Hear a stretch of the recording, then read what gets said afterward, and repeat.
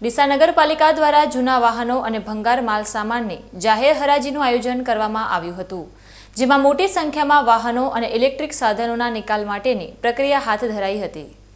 બનાસકાંઠાના ડીસા નગરપાલિકા દ્વારા નગરપાલિકાના સ્ટોર શાખામાં વર્ષોથી પડી રહેલા બિનઉપયોગી સામાનના નિકાલનો નિર્ણય લેવામાં આવ્યો હતો।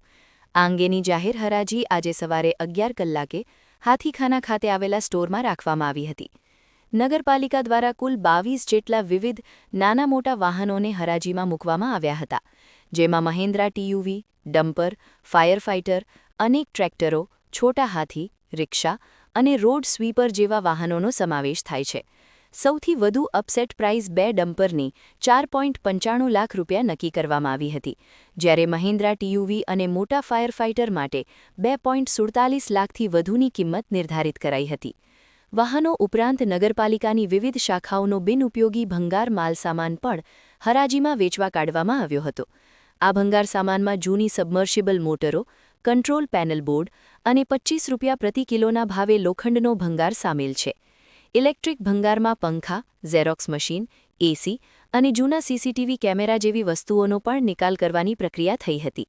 પ્લાસ્ટિકનો ભંગાર 9 રૂપિયા પ્રતિ કિલો અને જૂના બળી ગયેલ કેબલ વાયર 275 રૂપિયા પ્રતિ કિલોના ભાવે હરાજીમાં મુકાયા હતા। આ ઉપરાંત 76 જેટલા જૂના ઘસાઈ ગયેલા ટાયરો અને જૂના ડૂમ લાઇટો જેવી ચીજવસ્તુઓ પણ આ લિસ્ટમાં હતી। રસ ધરાવતા લોકો માટે આ તમામ સામાન ઓફિસ સમય દરમિયાન જોવા માટે ખુલ્લો રાખવામાં આવ્યો હતો। હરાજીની તમામ શરતો નગરપાલિકાના નોટિસ બોર્ડ પર અગાઉથી જ પ્રસિદ્ધ કરવામાં આવી હતી। મુખ્ય અધિકારી અને નગરપાલિકા પ્રમુખના માર્ગદર્શન હેઠળ આ સમગ્ર હરાજીની પ્રક્રિયા આયોજિત થઈ હતી। જો કે આ હરાજી દ્વારા નગરપાલિકાની તિજોરીમાં કુલ કેટલી આવક થશે તેનો આંકડો હજુ સુધી જાહેર કરવામાં આવ્યો નથી, પરંતુ આટલા મોટા પ્રમાણમાં થયેલા નિકાલથી નગરપાલિકાના સ્ટોરમાં ખાલી જગ્યા થશે અને વધારાની આવક પણ મળશે। શહેરીજનોમાં આ હરાજીને લઈને ભારે કુતૂહલ અને રસ જોવા મળ્યો હતો। અનેક વેપારીઓએ આ જૂના વાહનો અને લોખંડના ભંગાર માટે પોતાની બોલી લગાવી હતી। તંત્ર દ્વારા પારદર્શક રીતે આ હરાજી પૂર્ણ કરવાનો દાવો કરવામાં આવ્યો છે। હરાજીની પ્રક્રિયા પૂર્ણ થયા બાદ હવે સામાન સોંપણીની કાર્યવાહી હાથ ધરાશે।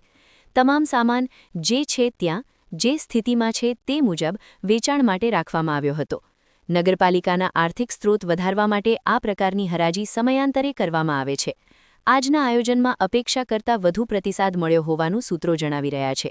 હવે ટૂંક સમયમાં સત્તાવાર આવકના આંકડા જાહેર કરવામાં આવે તેવી શક્યતા છે। આ હરાજીથી પાલિકાને લાખો રૂપિયાની આવક થવાનો અંદાજ સેવાઈ રહ્યો છે।